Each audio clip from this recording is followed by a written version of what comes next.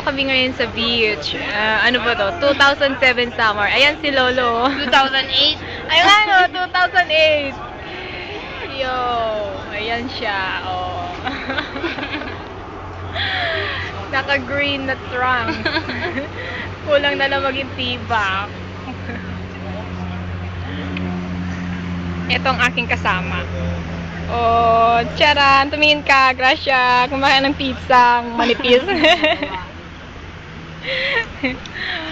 Walang magawa sa buhay. Nasaan na si Lolo? Ayun!